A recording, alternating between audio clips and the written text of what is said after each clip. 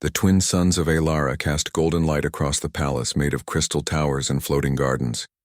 Everything in the empire sparkled with beauty and power, just like its heir, Princess Lyra of the Aelari. Her skin glowed faintly like moonlight, her eyes shimmered like liquid silver, and her voice carried the calm authority of someone born to rule.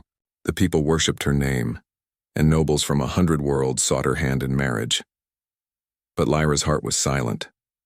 No matter how many jewels were placed before her, no matter how many warriors promised to conquer galaxies for her smile, nothing touched her soul. Every face looked the same, proud, greedy, empty. They bowed to her crown, not to her heart. War had broken out between the Aelari Empire and a new rising species, humans. The Empire saw them as savages, brave but foolish creatures from a small blue planet. Yet the humans fought back with courage that shocked the galaxy. Their weapons were weak, their ships small, but their will unbreakable. One of those humans was brought to the palace as a prisoner. His name was Ethan. He had been captured after a long battle on the planet Velnor. When the soldiers dragged him through the grand hall, everyone stared. A human, bruised and bloodied yet walking tall. His uniform was torn, his face covered in dust and dried blood, but his eyes burned like fire. Lyra had seen countless warriors before, but something about him made her pause. He didn't look afraid. He didn't beg. When the guards forced him to his knees before the Emperor, Ethan simply straightened his back and said nothing. The Emperor laughed coldly. "You are human. You fight against gods. Do you understand the meaning of hopelessness?" Ethan's cracked lips curved into a faint smile. "Hopelessness," he said slowly, his voice rough but steady, "is when you stop fighting. Humans don't stop." The hall fell silent. Lyra felt something strange inside her chest, a pull she couldn't explain. This man was a prisoner, an enemy, yet his spirit shone brighter than any jewel she had ever seen. After that day, she couldn't forget him. His eyes haunted her dreams, eyes that refused to break even when everything else was broken. Days passed. Lyra tried to bury her curiosity beneath her duties, but she found herself asking about the human again and again. The guards told her he refused to speak to anyone. He ate little, slept even less, but he never screamed, never begged, never cried. Finally, one evening, when the suns dipped behind the horizon and the palace corridors turned quiet, Lyra made her decision. She ordered everyone out of the detention wing and went there herself. The air was cold and smelled of iron. Light flickered from energy cells, casting long shadows. She walked past rows of empty cells until she saw him, sitting alone, chained to the wall, head bowed. "Human," she said softly. He looked up. His eyes caught the dim light, and for a moment she felt as if he was staring straight through her, not at a princess, but at a person. "You are the princess," he said. His voice was tired but calm. Lyra hesitated. "Yes, Princess Lyra of the Aelari Empire." He nodded slowly. "Then you came to see your enemy." "Perhaps," she whispered. "Or perhaps I came to see what courage looks like." He frowned, unsure if she was mocking him, but when he saw the honesty in her face, he lowered his gaze. "Courage is what you have when you have nothing else left," he said quietly. "I fight because someone must, even if it means dying?" she asked. He smiled faintly. "Especially then." Something inside Lyra trembled. No one in her empire spoke like that. Her people feared death. They calculated, they negotiated, they avoided pain at all cost. But this man, this fragile, mortal being, spoke of death as if it were simply part of life. She looked at him for a long moment. "Do you hate us?" He thought for a while before answering. "I don't hate anyone. I just fight for my people." "You'd do the same." Lyra fell silent. The air between them grew heavy with unspoken truths. She had never met anyone who spoke to her without fear, without trying to please her. His words were plain, his tone steady, but they carried a weight that made her feel alive. When she returned to her chambers, she couldn't sleep. She sat by the window, watching the twin moons rise, and for the first time she felt the loneliness she had ignored all her life. In her world, everyone loved her crown, not her heart. They desired her beauty, her status, her bloodline. But Ethan, he didn't care for any of it. When he looked at her, there was no awe, no worship, only curiosity and quiet strength. The next night, she went again and again after that. She brought him food, clean water, and even books from the palace library. She told him about her world, and he told her about Earth, a small blue world where the sky smelled like rain, where people danced under storms, where mothers sang to their children even during wars. Every word from him painted colors she had never seen. One night, when she handed him a piece of bread, their fingers touched. The moment was brief, but Lyra felt warmth surge through her, warmth that no royal banquet or ceremony had ever given her. She looked at him, truly looked, and realized something terrifying. Her heart, the heart of a princess who had everything, had started to beat for a man who had nothing. That night, she stood before her mirror and whispered to her reflection, "What is happening to me?" Her silver eyes glimmered with confusion and longing. She touched her chest, feeling her heartbeat race like it never had before. "Why him?" she asked softly to no one. And a small voice inside her answered, "Because he sees you, not your crown." The great Princess Lyra, beloved by millions, fell asleep with a tear on her cheek that night. A tear born not from sadness but from the strange beauty of finding something real in a world built on lies. And far away in the cold dungeon, Ethan lay awake too, wondering why the alien princess who had everything came back to speak with a simple human soldier. Neither of them knew it yet, but their hearts had already crossed the line no empire could ever erase. The days turned into weeks, and still, Princess Lyra kept visiting the dungeon where Ethan was held. What began as curiosity soon became something deeper, something that scared her. Every time she looked into his tired human eyes, she felt the walls of her royal world cracking. She would come late at night when the palace was silent, her footsteps soft against the marble floors. The guards no longer questioned her. She was the princess, no one dared. But even they whispered behind her back now. Rumors spread like smoke in the corridors. Some said the princess had lost her mind. Others said she was studying the human's strange courage for the empire's benefit. Only Lyra knew the truth. She went there because for the first time in her life she wanted to listen. Inside the cell, Ethan always sat with the same calm face. He had stopped asking questions, stopped resisting. But when he saw her, something in his expression softened. He would rise slowly, lean against the wall, and nod in silent greeting.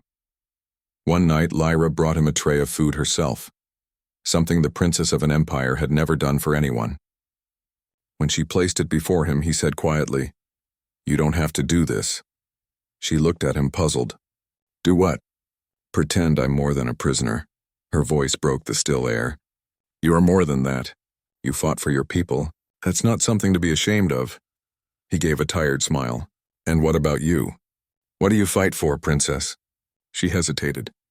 The question hit her harder than she expected. "I fight for peace," she said softly. "Peace or control?" he asked, not harshly, just honestly. Lyra's breath caught. No one had ever dared speak to her like that. But his words didn't anger her. They opened her eyes. For years she had stood beside her father, hearing him speak of peace, order, and unity.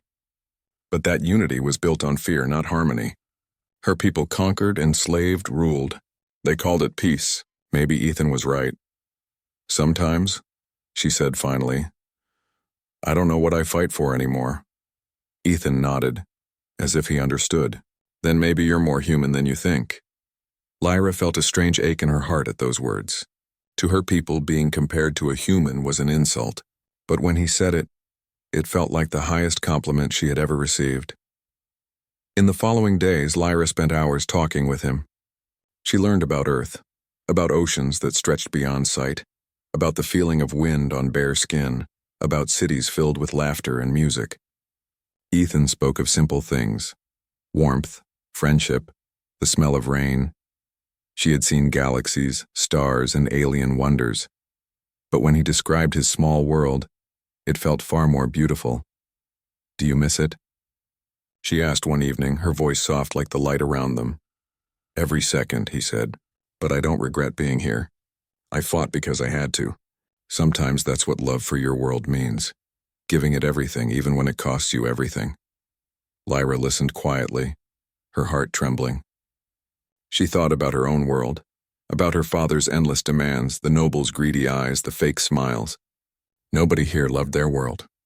They only feared losing power. For the first time, she envied the human heart. But the more time she spent with Ethan, the more dangerous things became. The royal council had begun to notice her absence from meetings. Her father had grown suspicious. One morning, the emperor summoned her to the throne room. His golden armor gleamed under the twin suns as he looked down at his daughter. "You have been distracted lately, Lyra," he said coldly. "Your mind is not where it should be. Tell me, where do you spend your nights?" Lyra kept her eyes low. "I study," she lied. "Study what?" "The human prisoner," she said softly. "To understand his kind," the emperor laughed. "Understand them? They are animals. They destroy what they touch." Lyra felt anger rise in her chest. Maybe they fight because they have to, not because they want to. Her father's eyes narrowed. "You speak like one of them. Be careful, child. Compassion for an enemy is weakness." When she left the hall, her heart was heavy. She knew now that her visits could not remain secret for long, but she couldn't stop. She didn't want to stop. Something in Ethan pulled her toward him, a truth her world had lost. That night, she went again. This time she found him awake, sitting near the small energy light. He looked weaker, his wounds still fresh. She knelt beside him and whispered, "They are watching me. I shouldn't be here." He looked at her, calm as ever. "Then why are you?"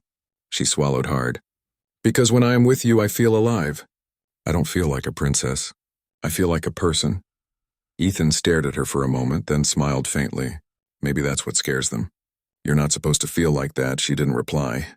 The silence between them was full of emotion, unspoken, fragile, yet real. He reached out slowly and touched her wrist, hesitant but gentle. "You shouldn't risk everything for someone like me." Lyra's eyes filled with tears. "Everyone wants me because of what I am, my blood, my title, my face. But when you look at me, you see none of that. You see me," her voice trembled. "No one has ever done that before." Ethan didn't know what to say. He had seen many things in war, bravery, cruelty, death. But he had never seen a princess cry for a soldier. In the days that followed, Lyra began to change. She stopped wearing her jeweled crowns. She smiled less in court, but more when she was with Ethan. She began to question her people's ways. Her attendants whispered, her advisors complained, but she didn't care. She had touched something real, something pure. And once you touch truth, lies lose their shine. She started bringing him books, music crystals, and sometimes flowers from her private garden. Ethan would laugh softly and say, "You're treating me like a guest." And she would answer, "Maybe you are." They would sit together for hours, a princess of light and a man of earth, separated by race, power, and destiny, yet somehow closer than anyone else in the galaxy.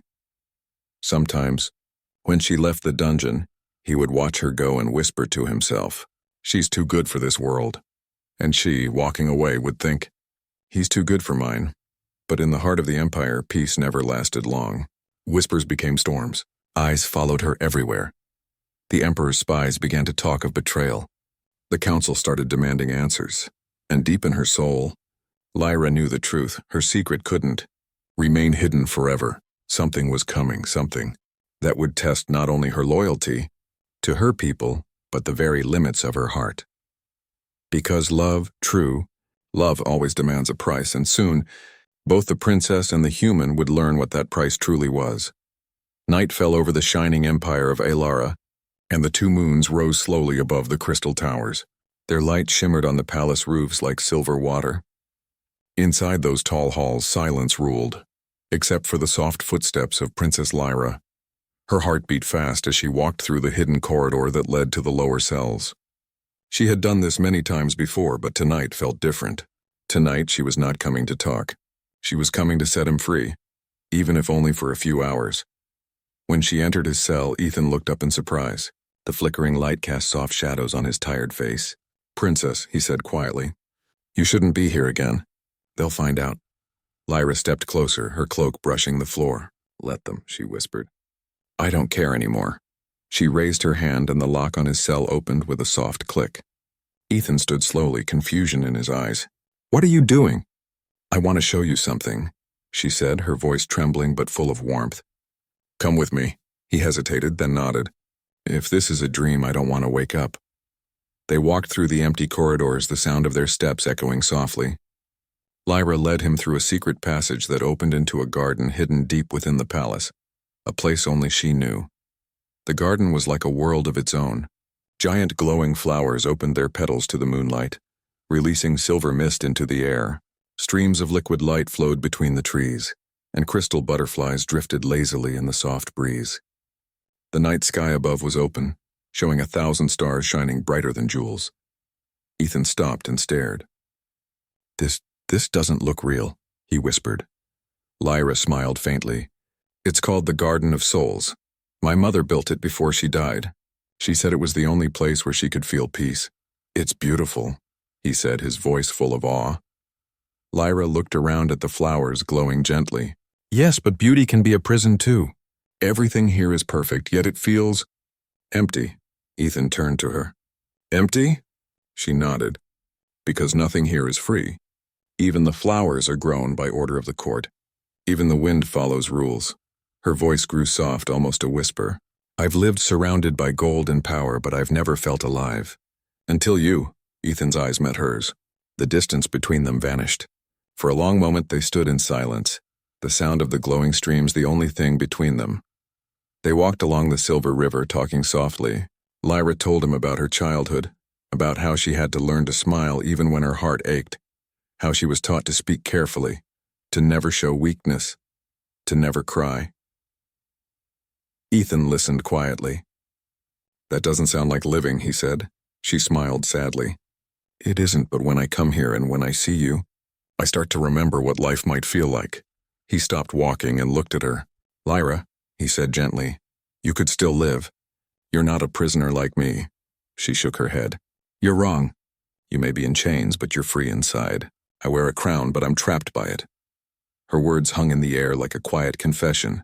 They sat by the glowing stream. The light reflected on her silver eyes, making them look like stars.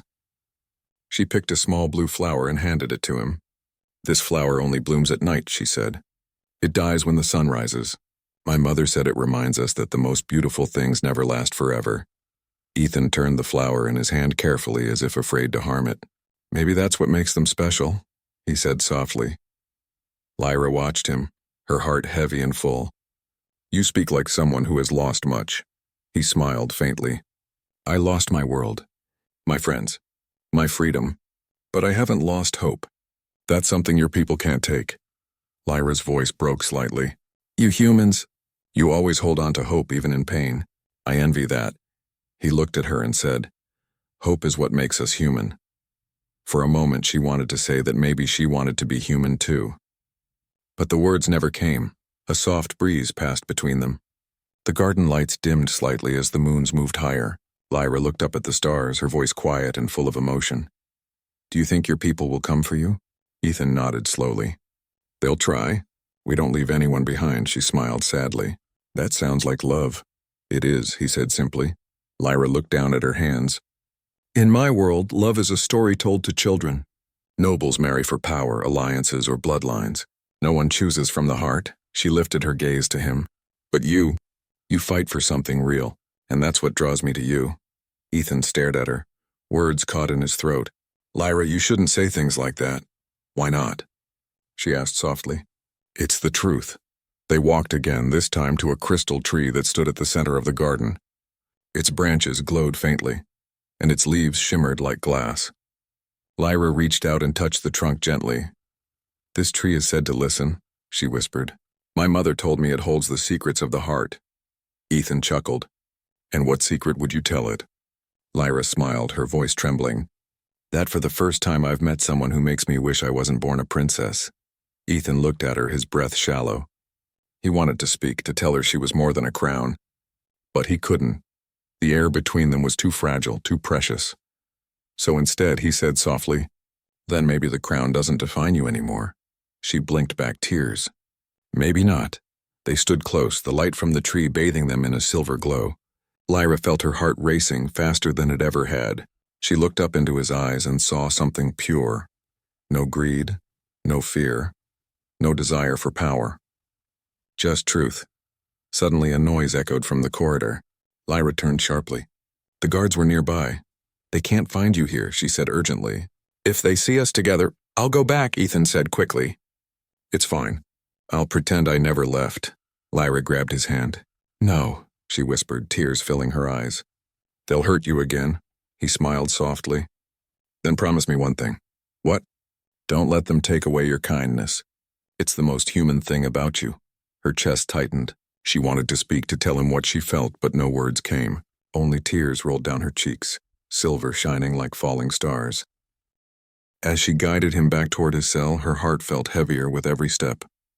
Before he entered, he turned to her and said, "Thank you, Lyra, for the stars," she whispered back. "Everyone wants me for what I am. But when I'm with you, I forget who that is."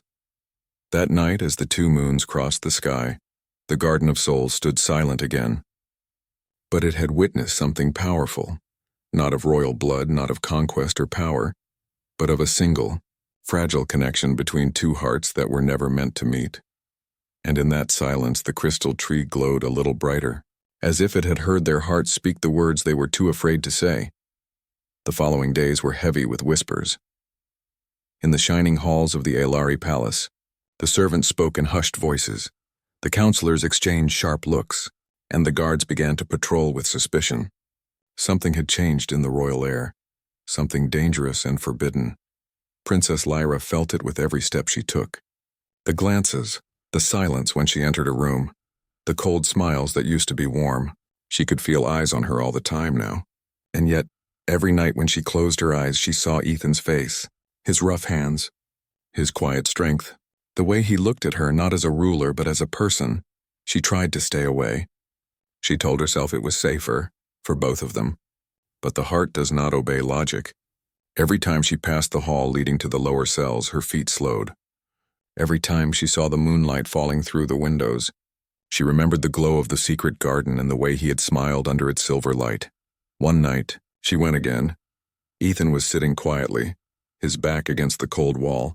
When he saw her, a tired smile touched his lips. "I thought you wouldn't come back," he said softly. "I told myself I wouldn't," she whispered, stepping closer. "But I couldn't stay away." He looked at her for a long time, as if memorizing her face.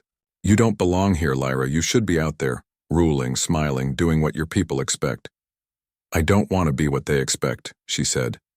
"I just want to be me." Ethan's eyes softened. "Then be you. Don't let them take that from you." Lyra smiled sadly. "That's easy to say when you're not born with a crown." He laughed quietly. "Yeah, crowns are heavy. So are chains. Maybe we're not that different." Her heart ached at his words. She reached out and touched his wrist, gently, almost afraid. "Ethan, if they find out, they will kill you." "I know," he said calmly. "But if I die, at least I'll die knowing someone in this world cared." Lyra's throat tightened. "Don't say that," she whispered. "You'll live. I won't let them hurt you," he smiled faintly. "You can't fight the whole empire, Princess." Her voice trembled. "Maybe I can try." But their secret meetings didn't stay hidden. One morning, as the twin suns rose, the palace erupted in noise. The council had gathered in haste. The emperor's voice boomed across the throne hall, shaking the golden pillars. "Find the human. Find the traitor who freed him from his cell." Lyra stood silently near her throne, her heart pounding. She wanted to speak, to protect Ethan, but fear clutched her throat. Her father turned toward her, his eyes burning with fury. "Lyra," he said coldly, "you were seen in the dungeon. What business do you have with that creature?" She kept her head bowed. "He's not a creature, Father. He's a man." "A man?" the Emperor's voice thundered. "He is the enemy. His kind has killed thousands of our soldiers. And you call him a man?" Lyra's voice broke. "Because he is one. He feels pain. He feels love." Enough," the Emperor roared. "Do not speak that word in this hall." The counselors murmured.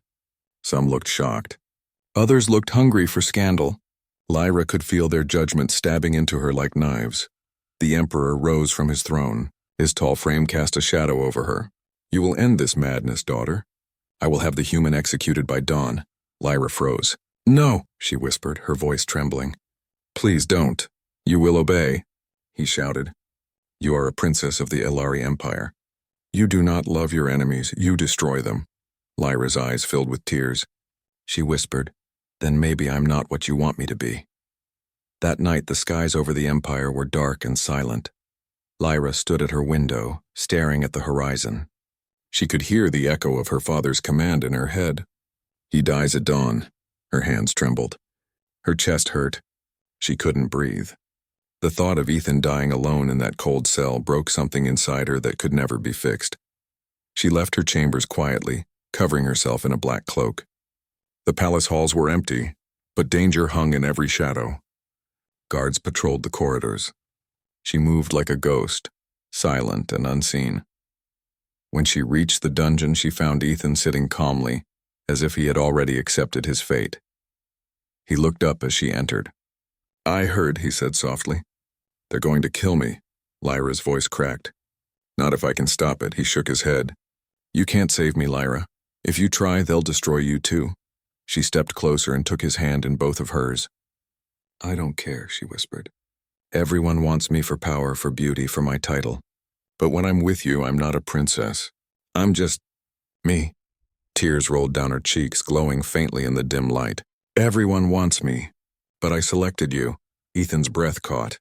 He looked at her, truly looked, and for the first time since he was captured, his eyes filled with emotion. "Lyra," he whispered, unable to find the right words. She reached up and touched his face. "You showed me what courage really means, what love really feels like." He held her hand against his cheek. "You showed me that even among the stars, there's still kindness." They stood there, holding each other in silence, knowing that the night was slipping away, that dawn would bring blood and loss. But love doesn't surrender easily. Lyra looked into his eyes and whispered, "I will find a way." "I promise." Ethan shook his head. "Don't risk your life for mine." "I already have," she said softly. "And I would again." She leaned forward, and for the first time their lips met. It was not a kiss of passion where it was a promise, fragile and full of pain. It was goodbye and hope at the same time. When they pulled apart, she pressed something into his hand, a small silver pendant shaped like a star. "Keep this," she said. "It belonged to my mother. It will protect you." He looked down at it, speechless. Lyra turned away before he could see her tears. "I will come for you before dawn," she whispered. "No matter what it costs." And with that, she vanished into the shadows, her heart breaking with every step she took away from him. Far above, in the royal chambers, the emperor watched from his window, his expression cold and full of rage. He had seen everything through the security feeds. His daughter's betrayal, her tears, her forbidden love. He clenched his fist and whispered to himself, "So be it. If she stands with him, she will fall with him." And as the first light of dawn touched the horizon, two hearts, and one royal and one human, rise prepared to defy an empire. Because love, once awakened, fears nothing. Not power, not death, not even the wrath of a father who ruled the stars. The palace was quiet, but not calm. It was the kind of silence that comes before a storm, heavy, dangerous, and filled with fear. Princess Lyra stood by her window, watching the faint glow of dawn break over the horizon. Somewhere below, guards were preparing for Ethan's execution. The thought made her heart twist with pain. Every second that passed was 1 second closer to losing him forever. She looked down at her trembling hands. I can't let it happen. Her decision was already made. There was no turning back now. Love had already chosen its path, and it would lead her through fire if it had to. Lyra pulled on a dark cloak and opened the small chest hidden under her bed. Inside lay a device in a small crystal cube humming faintly with energy. It was a teleport key, something forbidden to use outside the royal fleet. Her mother had given it to her when she was a child, saying, "If your heart ever tells you to run, run far and fast," Lyra whispered to herself. "Mother, forgive me." Then she turned and left her chambers for the last time. The corridors were dimly lit. The air was cold. Guards patrolled every turn. Lyra moved like a shadow, her heart pounding in her chest. She knew every corner of the palace and every secret door, every hidden tunnel.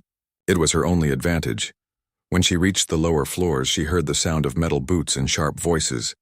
"Prepare the human. The Emperor wants him on the platform at first light," one guard said. Lyra's breath caught. They were already taking him. She waited until they turned a corner, then slipped into the dungeon. The door opened with a soft hiss, and she saw Ethan sitting there, his wrists chained, his head bowed. When he heard her footsteps, he looked up. His eyes widened in disbelief. "Lyra, you shouldn't be here," she rushed to him. There's no time, she said. They're coming for you. I'm getting you out, he frowned. You'll be killed. I don't care, she said firmly. Everyone wants me, for power, for alliance, for the Empire. But I want you. Only you. Ethan stared at her, speechless for a moment. Then he whispered, You're insane.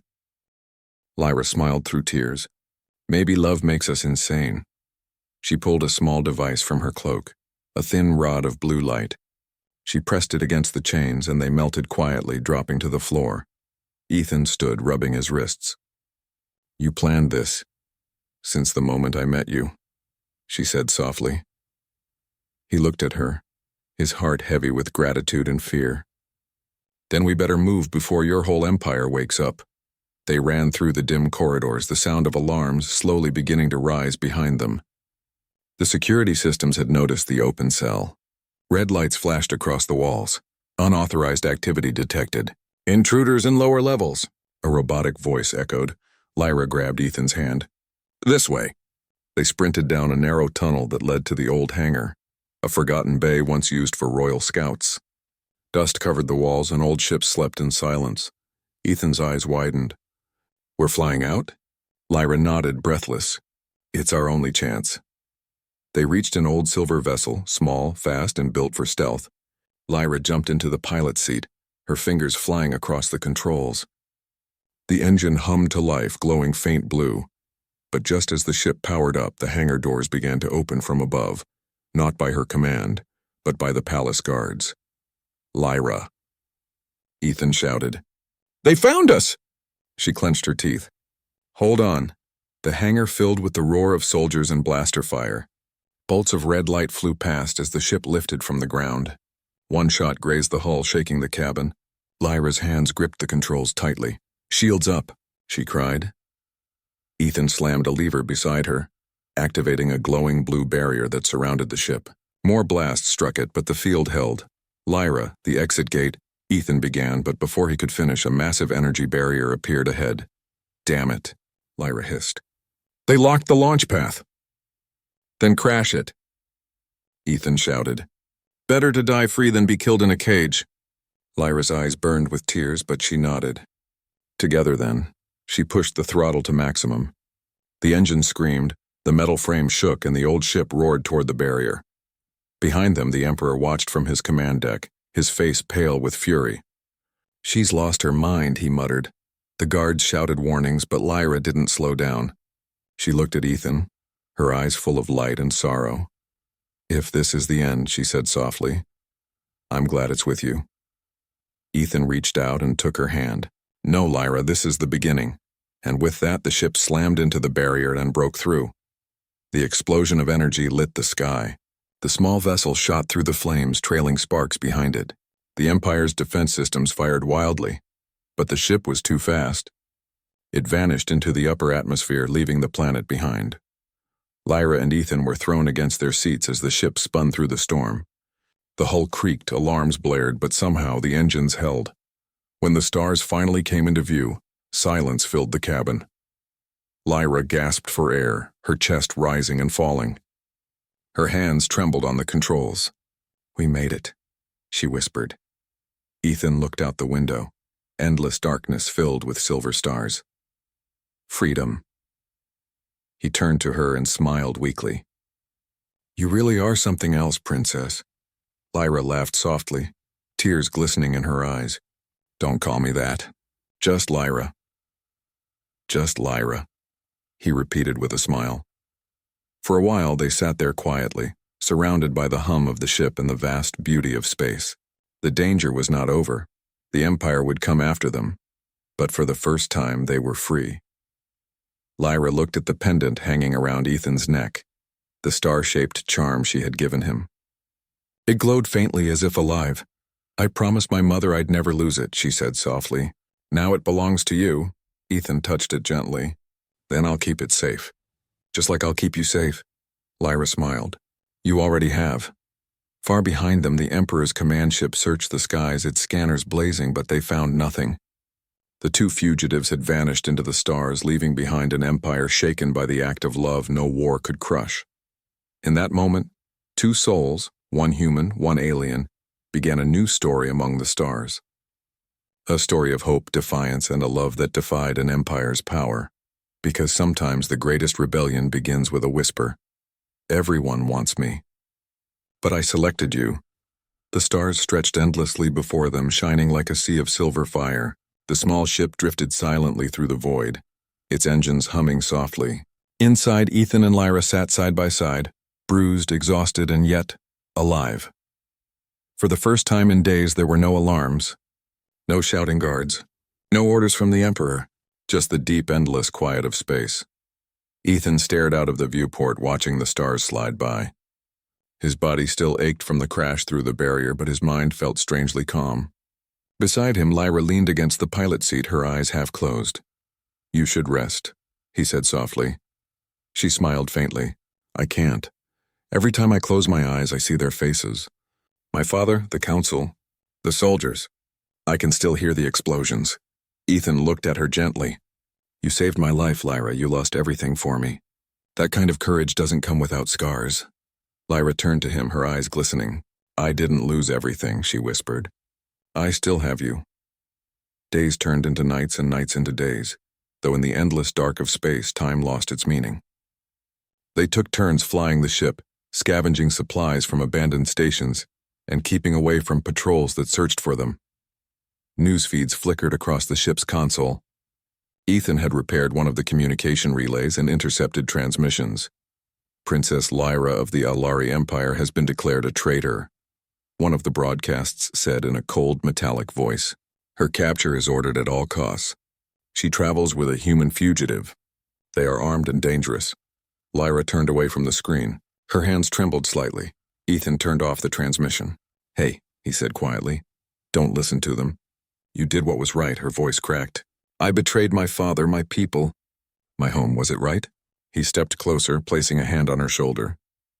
"You didn't betray them. You just chose love over fear. Most people can't do that." For a moment, she stood silently. Then she looked up, her eyes meeting his. "When I saw you in that cell, I didn't see an enemy. I saw someone who refused to give up, even when the whole world wanted him to break. And I saw someone who gave me a reason to keep living," he replied softly. They landed on a small moon days later, a forgotten place, covered in silver dust and ruins from an ancient civilization. The atmosphere was thin but breathable. It wasn't home, but it was safety for now. They built a small shelter using parts from the ship. The air smelled of cold metal and ancient stones. Lyra looked around and smiled weakly. "Not exactly a palace," Ethan laughed. "I'll take this over a cage any day." For a while, they lived quietly. They hunted small creatures for food, repaired the ship piece by piece, and watched the stars rise and fall over the moon's horizon. Every night, they sat together near a small campfire, one made from glowing alien minerals. The light cast a soft blue hue on their faces. Ethan would tell her stories of Earth, about rain that smelled of dust, about cities that touched the clouds, about children playing by rivers under yellow suns. Lyra listened like a child hearing a fairy tale. "Your world sounds beautiful," she said softly. "It was," Ethan said. "But we ruined it. War, greed, fear. It tore everything apart." Lyra looked down. "My empire isn't much different." They both sat in silence for a moment. Then Ethan whispered, "Maybe that's why we found each other. Two people from broken worlds trying to build something that still matters." Lyra smiled faintly. "Then let's build it." Weeks passed. They grew closer, not just in heart but in soul. Lyra learned how to fix the ship's controls. Ethan learned the alien language she taught him. They laughed, argued, and shared dreams under the endless stars. But danger was never far. One night while they slept, the ship's warning system began to beep. Ethan jumped up, scanning the radar. "Lyra, wake up." She rubbed her eyes, confused. "What's happening?" "They found us," he said. "There's a patrol ship heading this way." Lyra's heart raced. "It can't be." "How did they track us?" Ethan cursed under his breath. "Maybe that old comm beacon we used.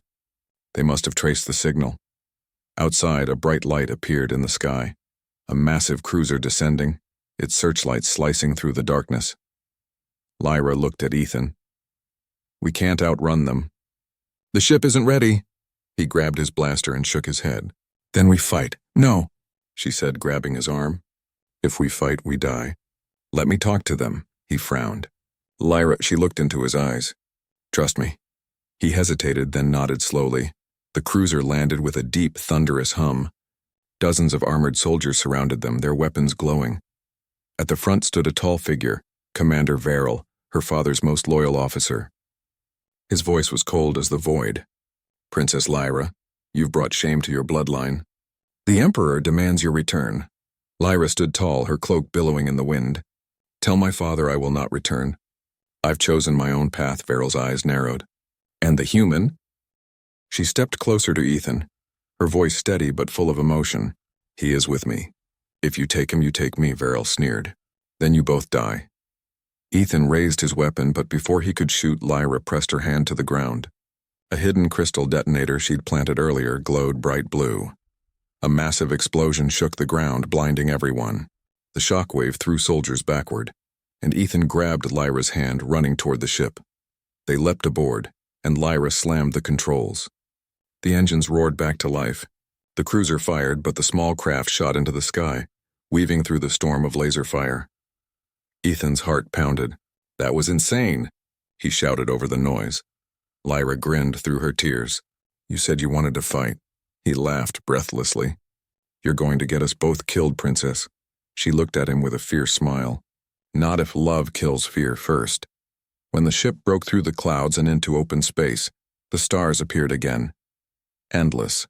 Eternal. They were battered, bleeding, but alive. Ethan sat beside her, his chest rising and falling with exhaustion. You could have gone back. You could have saved yourself. Lyra turned to him, her voice trembling but certain. Everyone wanted me for power or glory. But I chose you, Ethan. Not because you were strong or noble, but because you saw me when no one else did. Ethan reached over, touching her cheek gently. And I'll never stop seeing you, Lyra, no matter where we go. She smiled through her tears. Then wherever we go, it will be home. Outside, the stars glimmered like tiny promises. The Empire hunted them. The galaxy turned against them. But somewhere between the fire and the silence, a human and an alien princess built something eternal, a love that no war could break, because sometimes the universe itself bends for two hearts brave enough to choose each other. And as Lyra whispered softly, looking into the stars, everyone wants me, but I selected you. The galaxy had turned against them. Every system, every port, every world now carried their faces on glowing screens, the traitor princess and the human fugitive. Bounty hunters whispered their names like a curse. The Alari Empire wanted them dead, and the human command wanted Ethan captured alive. They were hunted by both worlds. But still, they flew, together. Their small ship drifted through a dying nebula, its colors burning like a cosmic firestorm. The engine sputtered from old damage, and the oxygen levels were low. But Lyra didn't care. Ethan was beside her, and that was enough. He sat quietly in the co-pilot seat, his hand brushing hers. His body was tired, his clothes torn, yet his eyes still held that steady strength that had once made her stop and see a human, not an enemy. How long can the ship hold? She asked softly. Maybe a few hours, he said. Maybe less, she nodded, her voice trembling. Then we make them count. The ship's radar blinked, a red dot approaching fast. Lyra's heart sank. They found us again. Ethan leaned forward. Who is it this time? She looked at the readings and froze. It's my father's command ship. Ethan turned toward her. Then this is it. Lyra felt tears sting her eyes. He won't stop until one of us is gone. Ethan placed his hand over hers. Then let's give him a reason to remember us. The Imperial cruiser appeared out of the nebula, massive, black, and shining with power. Its shadow swallowed their tiny vessel like a beast devouring its prey. A voice echoed through the comm system, deep and commanding. Lyra of Aelari. Daughter of the Emperor, you have brought shame to your throne. Surrender the human and I will grant you mercy. Lyra stared at the console, her jaw trembling. She knew that voice. She'd grown up hearing it command armies and crush rebellions. Now it spoke against her, her father. She pressed the communicator and whispered, Father, please don't do this. You chose a human, he thundered. You chose weakness. You defied your blood, your duty, your people. Lyra's tears fell freely. I chose love. I chose what your wars never could in peace. Peace, he spat. Love cannot exist between species who slaughter each other. You've been blinded. Ethan stepped forward. Then maybe you should open your eyes, he said coldly. Your daughter saved me when you would have killed me. She taught me what mercy means. Something your empire forgot. The Emperor's voice turned to ice. You dare speak to me, human? Ethan's expression hardened. I do. Because no matter how many fleets you have, no matter how loud you shout, you can't kill what's already alive in her heart. For a moment, silence filled the air. Then the Emperor's voice came again, low and furious. Then you both die together. The cruiser's cannons lit up, painting the nebula in blood-red light. Lyra grabbed the controls. Hold on! The first blast struck their ship, spinning it wildly. Sparks filled the cockpit. Alarms screamed. Ethan gritted his teeth, holding the side panel to stay upright. Shields down to 20%. Lyra shouted. He turned to her. We can't outrun that monster. She looked at him, her eyes burning with fire. Then we don't run, Ethan blinked. Lyra? She activated the ship's core, opening a glowing panel that pulsed like a heart. There's enough energy here to overload their system. But it will destroy us too. He froze. No, there's got to be another way. She shook her head. There isn't. My father's ship is too powerful. If we don't stop it now, he'll chase us forever. He'll burn worlds just to find us. Ethan's voice broke. You're talking about dying. Lyra smiled weakly. Maybe dying together is better than living apart. He grabbed her hand tightly. No, I didn't fight all this way to lose you now. Her tears fell silently. You didn't lose me. You found me. She leaned forward, pressing her forehead against his. Everyone wanted me, Ethan, for my name, my title, my power. But I chose you because you loved me without needing a reason.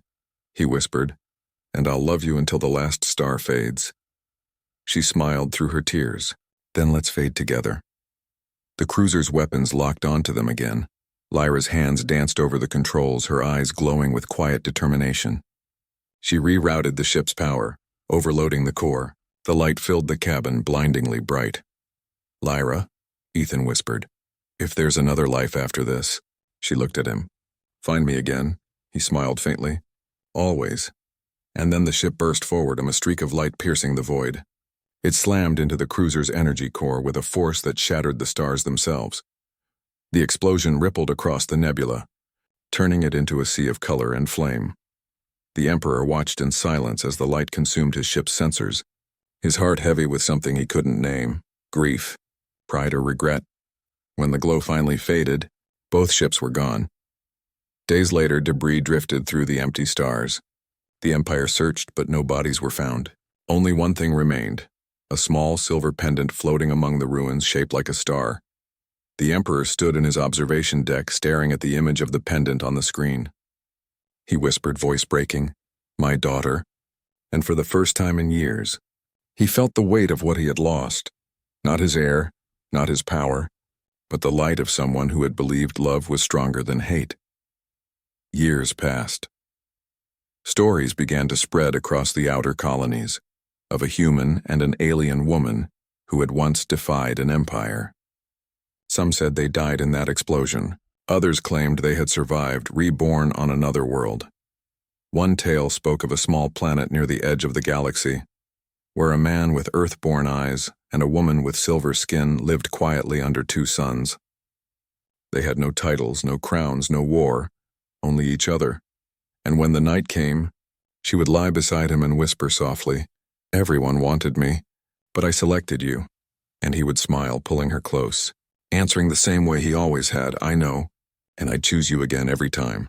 Somewhere beyond the reach of empires, two hearts that once stood against galaxies now lived in peace. A reminder that even in a universe full of war and darkness, love remains the one power no one can conquer, because love, pure, fearless, and defiant, doesn't need a throne to change the stars. It only needs two souls brave enough to believe.